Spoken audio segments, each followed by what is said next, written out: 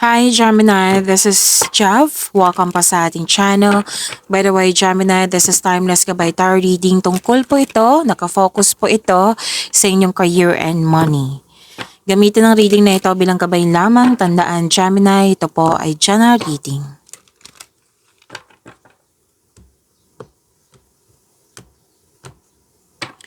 Maraming salamat po sa mga hindi nag-skip ng ads. Subscribe na po kayo sa ating channel at click bell notification para updated po kayo sa bagong video natin. Para sa mga gusto magpa-reading po, comment po kayo ng personal reading and check ma-reply sa comment section. So before this video reading, may reading po kayo, Gemini, na about your love life. So kung gusto nyo mapanood yun, hanapin nyo po sa channel natin. Okay, kaka-upload lang po. Unang video nyo po iyon. Okay?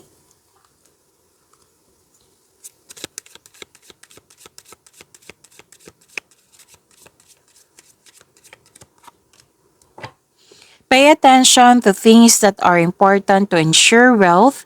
Be farsighted and alert. So sinabi dito na binigay sa iyo ng universe yung tools na kailangan mo para maisakatuparan yung layunin mo sa buhay. Syempre, maabot mo to, ma-achieve mo to kung bibigyan mo siya ng aksyon. And it's time na mag-reconnect ka sa inyong intuition.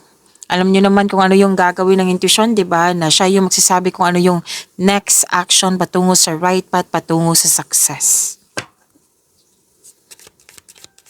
So mag-focus kayo sa na alam mong makapagbigay sa iyo ng kaunlaran. Perfect fit. Finding the right path, the fit with the soul, the ideal job. You're meant to be here. So kung ano man yung ginagawa nyo ngayon na gusto nyo, so meant to be na talaga yan. Naka-destiny yan sa'yo. Karapat dapat yan sa'yo.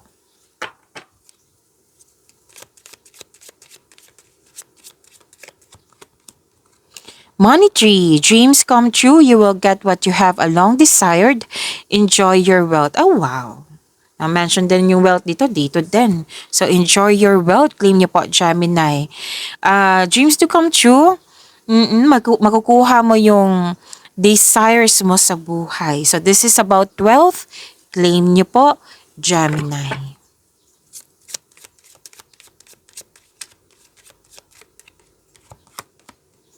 Loyalty. True friendship and loyalty are among the most important values. Be loyal to your friends. Sinabi po dito na sinusuportahan ka ng mga tao dyan na malaki ang believe sa'yo, malaki ang tiwala nila sa'yo kasi marami ka nang napatunayan po.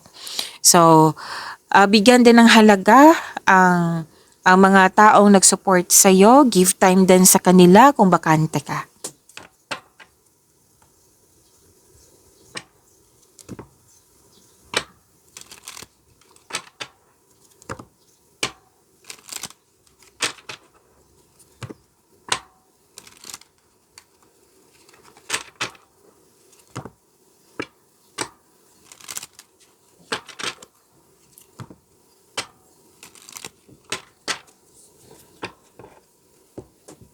Career and money ni Gemini.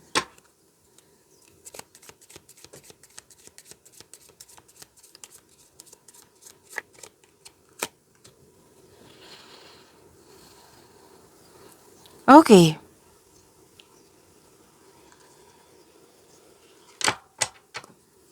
Truth-seeking, nanindigan ka sa iyong desisyon. Matalino, diretsyo, may opinion kasi matalino kayo. Gemini, sa lahat ng signs kayo ay pinakamatalino.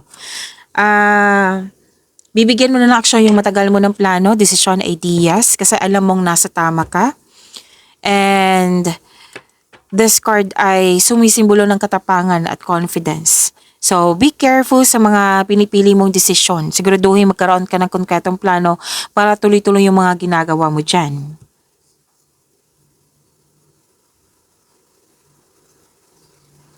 So, nanindigan ka sa iyong layunin sa buhay. Sa inyong nakafocus ka sa mga ginagawa mo dyan. Iwas kayo sa toxicity. Kasi kung hindi ka makaiwas or tatanggapin mo yung energy nila, posibleng ma-distract ka sa mga ginagawa mo. So, ingat na lang, umiwas na lang kung pwede po. So, may mabilis na dumating sa inyo. I believe this is an opportunity kasi bibigyan mo siya ng agarang aksyon kasi excited ka.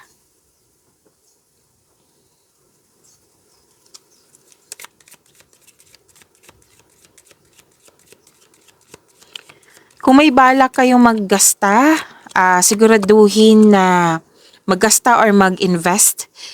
Oo, siguraduhin na pinag-isipan mo ng mabuti. Opo, balansehin. And gather factual information. Okay? And wag magpabaya. Lalo na sa desisyon. Kasi dalawang card po mismo nagsabi dito wag magpabaya sa paggawa ng desisyon. So, alam mo na yan kung paano yan gawin.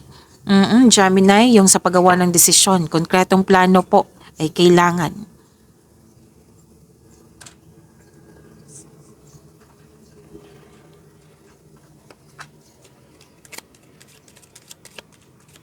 So, may success akong nakikita dito and enjoyment. Yes, and this is luck, L-U-C-K. Lahat ng tinanim mo nagbo-bloom. May promotion din akong nakikita dito. Opo. Maraming orders, maraming nagpa-book. Busy si Gemini. At naging wais ka din sa pag-handle lang yung finances. Oo. Na kumbaga ayaw mo magsayang ng panahon. Gusto mo makaipon ka talaga ng malaki. Tapos, naging wiser ka na.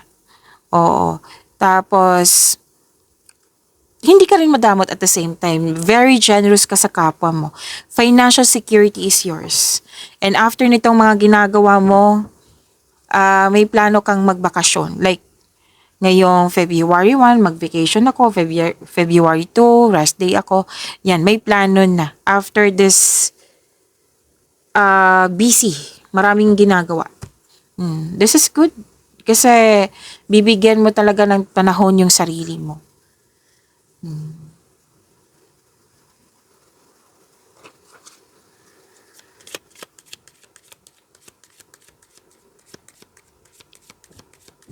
So, you're building stability, conserving resources. Maaring ang ilan sa inyo nagtrabaho sa abroad or yung nagpasweldo or nagsupport sa iyo is galing abroad or galing sa malayong lugar nga. Nakita ko dito, ang ganda nito Gemini, sinabi ng card dito, magiging mayaman ka. Why? Kasi, marunong ka magtipid, ingat na ingat ka sa naipon mo. Dalawang card na mismo nagsabi niyan. Oo. At ito ang dahilan sa pagiging matipid, sa pagiging maingat sa naipon, magiging mayaman ka. So, claim po, Gemini. This will lead you to have a financial abundance and personal growth. Financial stability ang nakikita ko dito. Conservative ka sa money mo at investment. You're saving money for the future or may specific goal. Posible din na makakatanggap kang regalo or tulong. So, hard work pa rin nakikita ko dito, Gemini.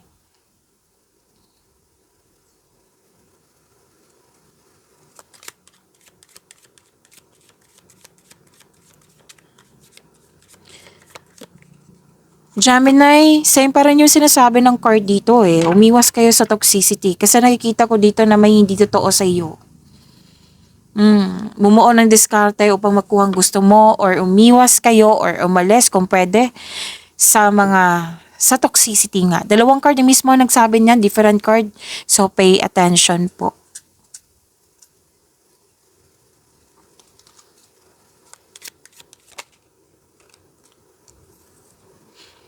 Okay, so toxicity, meaning may competition, may rivalry. Competition, challenges, pwedeng challenges din sa career and money. Pero most likely, competition to. Kasi tatlong card na mismo nagsabi dito na may toxic na hindi totoo sa iyo. Pwedeng pinapressure ka. Or pinapressure mo yung sarili mo kasi may gusto kang bilhin. Lupa, magpapatayo ng bahay, magpapaayos ng bahay. Any kind of structure. Pwede din na magpapatayo ka ng, negosyo.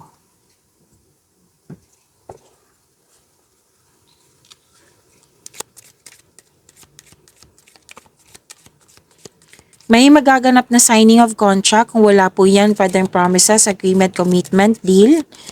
Um, so yung challenges, opo, ang challenges kasi na sinasabi dito, huwag kang mag-alala kasi positive outcome naman ang resulta nito. So any kind of negotiation, magiging successful po ito. May job interview nga oh. So yung money mo still pa rin, financial stability, mai-improve pa, which is ang ganda, 'di ba? Oo, kung may legal concern ka, mananalo ka, mararesolve na.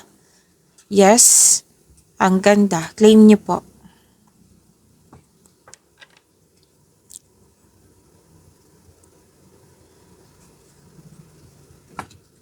Magkakaisa, pwedeng may namuong romance dyan sa workplace mo or yung partner mo, katrabaho mo po. And pwedeng may nakipag-business partner sa'yo or makipag-teamwork sa'yo.